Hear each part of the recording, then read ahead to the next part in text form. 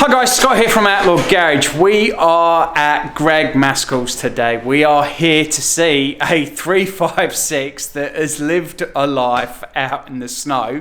I'm going to take a good tour of this car because we are going to follow the journey of this car as it gets restored. So let's go outside and take a look. And it's a 1961 356 BT. Has it got a single grille or two grills? I don't know. Single grill, so it's a T5. Look at that. Same as ours. So restoring it, because I did tap it and it looks, there are parts of it that kind of look okay, but then there's clearly parts of it that are not. Well, I think the theory is that he's got a lot of parts for us to use. Like there's a lot of reproduction panels that we can use. Yeah. I don't know how far that extends at the moment. We haven't got that far yet. Our first process will be pull everything out of it that we can, take it to the acid dippers, dip it, and then find out what we get back, and then start from there. Yeah, because I was going to go to the acid dippers when it dips and when it comes out. Oh yeah, cool. Just to see what that looks like. Well, we're actually talking about weighing it before it goes down there. That's a really and then cool weighing idea. it when it comes back. Yeah. Because we've all heard stories.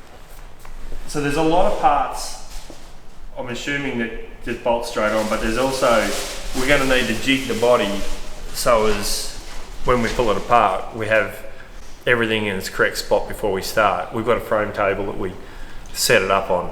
Yeah. So then it won't move. Yep.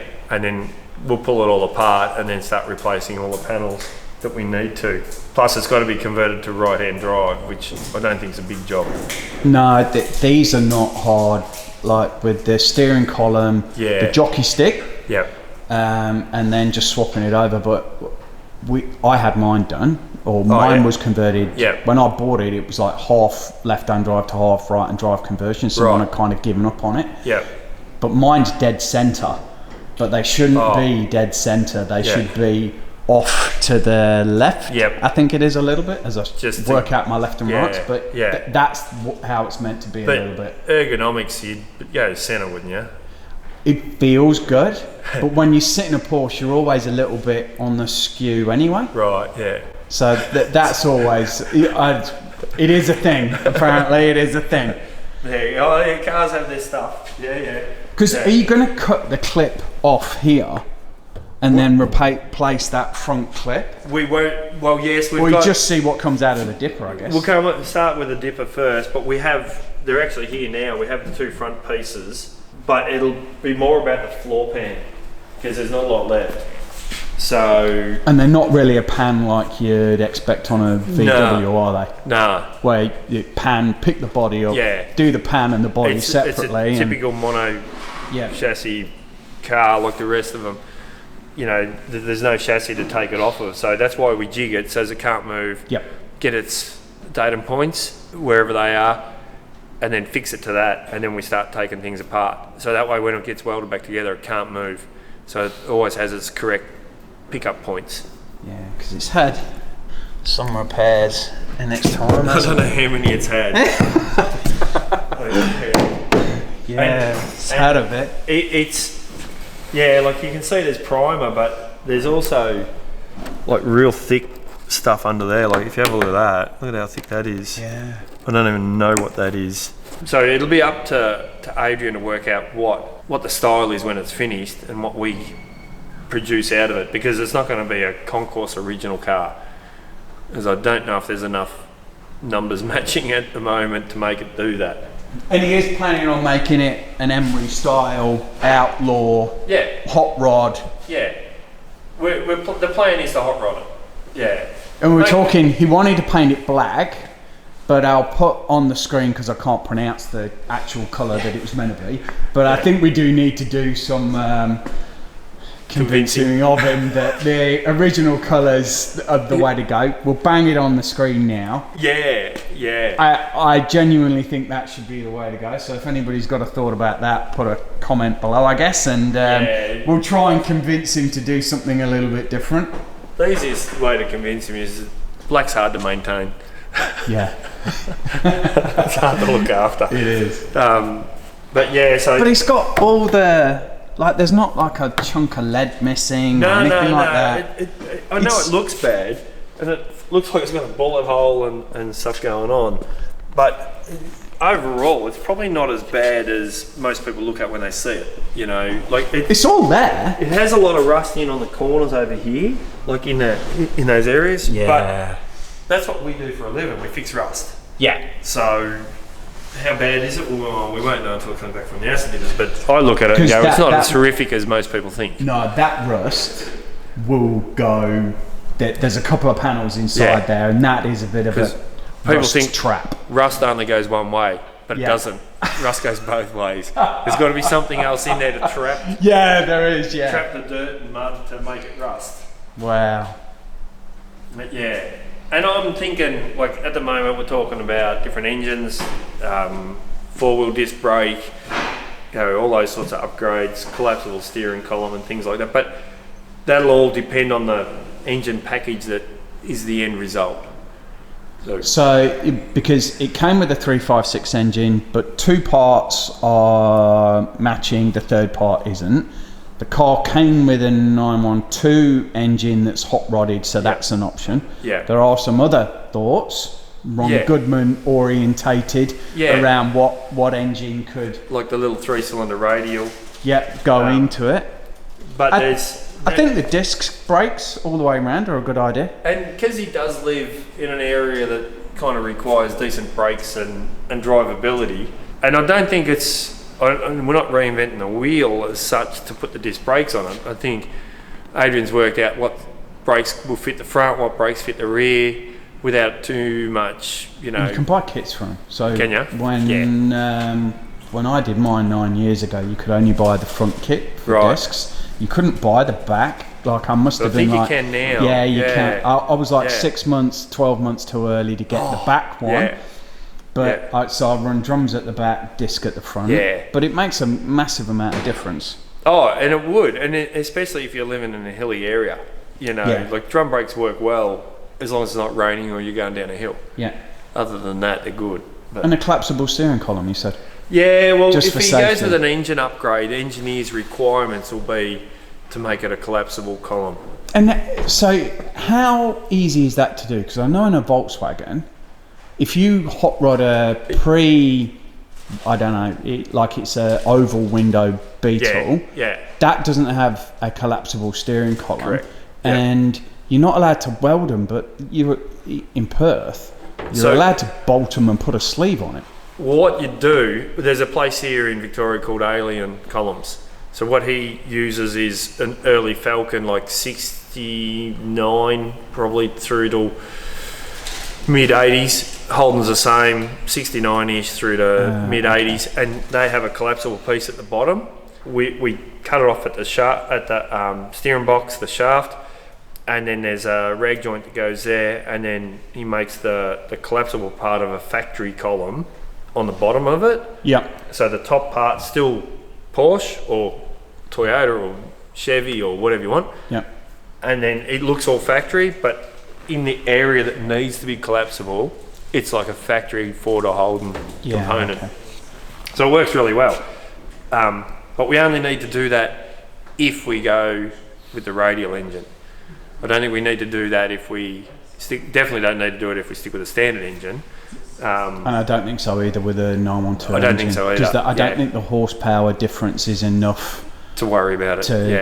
To warrant it from an engineer's perspective. Of course, if you go with a radial, brake, suspension, like they're a necessity. It's cool to go quick, but it's cool to stop. It's got to stop. It's got to go around the corner. Yeah. Like it's no use making them go fast if they're not going to stop and turn. Everything's going to evolve around the engine package that is used at the end of the day. That's pretty much how it's going to happen. If we go the radial, that means we've got to enlist an engineer. We've got to go down that road of making sure everything's safe and especially right-hand conversion, brake conversion, blah, blah, blah. Everything's got to be ticked off. Yeah. So we'll enlist an engineer first before we start. It doesn't look as bad as I thought it was going to do when I turned up, because Adrian had sent me some pictures and there was a lot of moss on the car, and there were pictures of it in snow, because I think the previous two owners had just had it stored Outside. Getting snowed on. But it's not as bad as I thought it was going to look. Yeah. Oh, it's got a bit of stuff in there. Bit left side. It's not too bad in there. It's got a gearbox. Yeah. It's not real rusty in there or anything. Actually, the real truth will be it that looks like it's not horrendous in the engine area. Just where it is rusty, it's really bad, and it's still got a few dents and stuff. But again, like, depends on the acid tippers what returns. But there's nothing there that, if we couldn't buy the resto parts, there's nothing there we couldn't fix. Yeah, and it genuinely looks like, you know, you always have a bit of a problem with like the bottom 6 inches or so, but it just looks like it struggled with where perhaps the snow has sat. Yeah, correct, yeah. And because I'd say the windows have been down or out, that's part of the reason why that's rusty in there. But when you're looking in there, it's not too bad. The majority of the floor and stuff like that's not too bad. A lot of surface rust, but it could have been a lot worse than it is. Yeah. And like you said, just up here where the snow's been sitting and the weather's got to it, that's why that's rusted out. Yeah. That's why. Not a common problem we have in Australia, but where the snow is sat, it's definitely. I'm not even sure how you lift this up. Should just pull straight up. Well, you've got a bit of rust in there. But a common area. Is it? Yeah, always goes. So, yeah, I'm sure there'll be panels made for those areas. And on even on a running 356, because they just, moisture gets in and that's the first place it goes. So it either gets under here and trickles down as you're driving along, or it'll catch all the way up here, run all the way down, and so the channels are not into rusted there. out or anything? No, I don't know why, but I've always experienced the channels have been okay, but that, and then all in here is often a problem, because you'll be driving along and plenty of 356s, you'll get a stream of water coming down. The floor. Yeah. So something about this car that doesn't make sense to me is that looks like a bonnet that's been on this car forever. All right. Now that's rubbing against each other here. That's solid. That's almost becoming one sheet of metal, isn't it? Yeah, that's not far off each other there. It's tied up there, but it's overlapping here. So the bonnet almost looks like it's too big for the car. Because it doesn't have any real, other than that piece there, there's not enough gap. It just doesn't seem like that should fit this car. Unless it just it's doesn't a look like it's slightly right. earlier bonnet. Nah, Ron said that it's the right bonnet to the car. There's a VIN number on them somewhere. Oh, they have a stamp on the panel. So if the stamp on the panel matches the stamp on the body, it's the same one. Same with the doors. The doors have the stamp on it. So from factory, these must have been a really bad fit.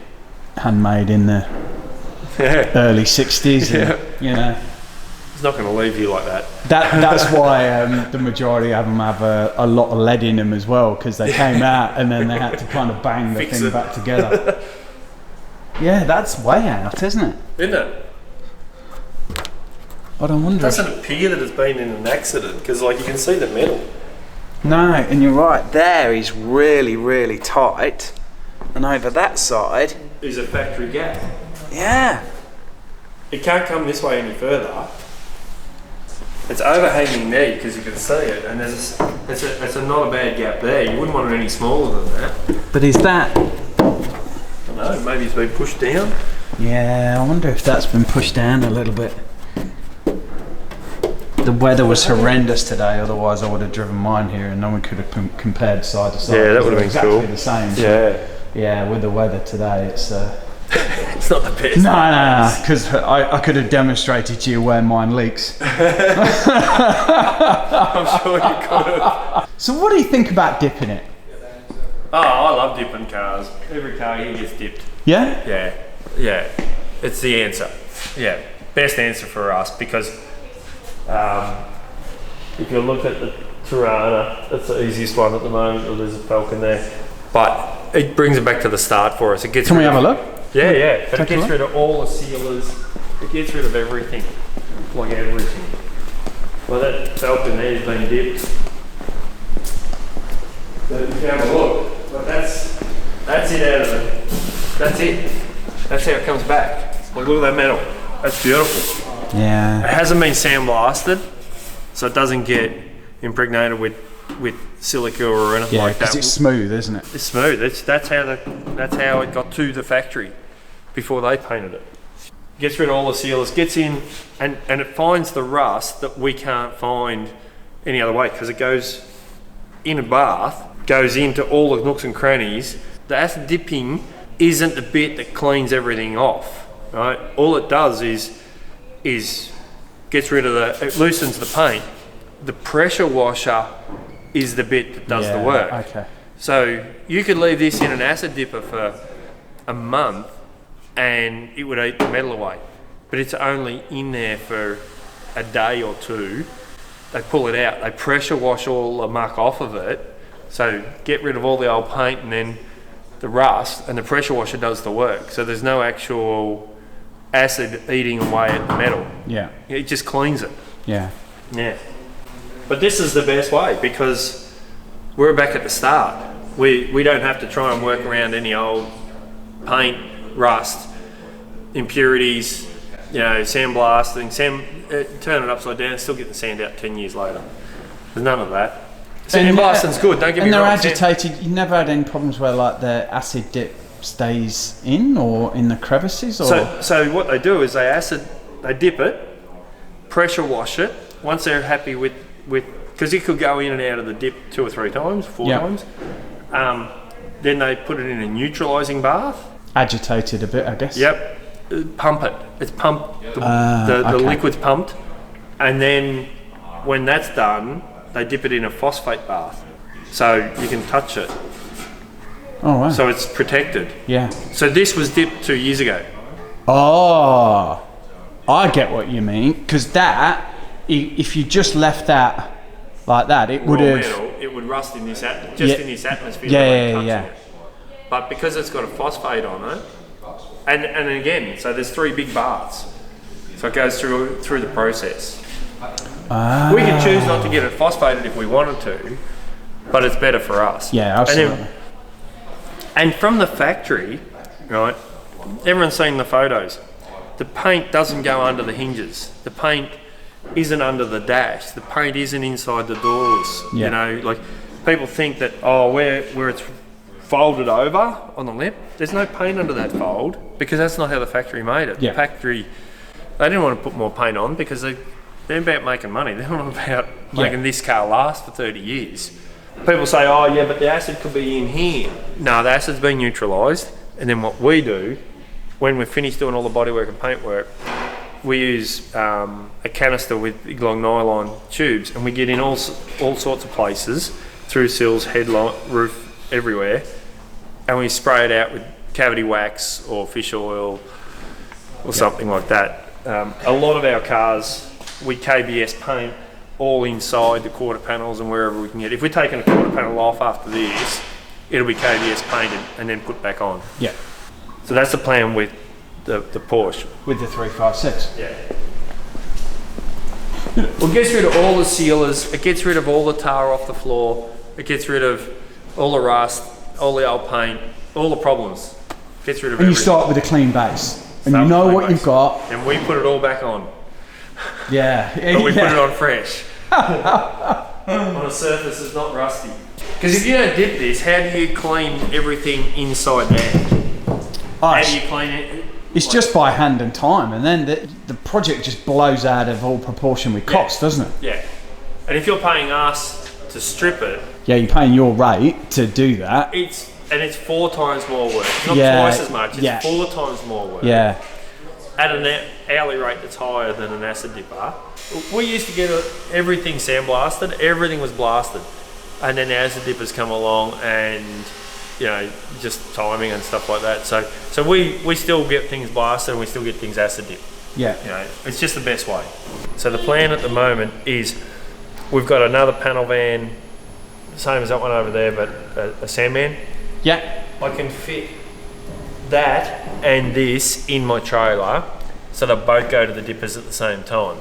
So we've got to find the time, we've got to strip the panel van, strip this, and then take them both down and get them dipped. Yeah, and it looks like it's had a fair bit of history, and I don't know if these stickers are actually representative of what the car's been through. So it says there 1961 356. It's got an engine. I think it had a problem with the VIN number when it was coming in. I think in America they'd missed the number off, so the number doesn't match the plate on the car. It's got an old Porsche decal on it there. Ron World said that's champion. an original one. Under 2 litres. Yes, and it's a lovely old sticker, that is. Yeah. Yeah, I think we might take that piece of glass down and get that sticker reproduced. I think that's a really good idea. I like stuff like that. Yeah. Whether we use it again on the car or not, but if we can get that sticker reproduced, because if we've got it, they can get the exact sizes, find the whole lot. Yeah. Yeah, because I did notice that when I saw it. Yeah, it's probably had a bit of history back in its day. Hope you enjoyed the video. We are going to stick with this car, so the next plan is for it to get dipped. I think there are some plans to weigh it before, after. We are going to go down and video it going in and coming out, so stay tuned for that. We're going to enjoy seeing this when it's back on the road. It will be a little while, but we're going to stick with it. Please give the video a big thumbs up, subscribe, and we will see you later, guys. See ya. Bye.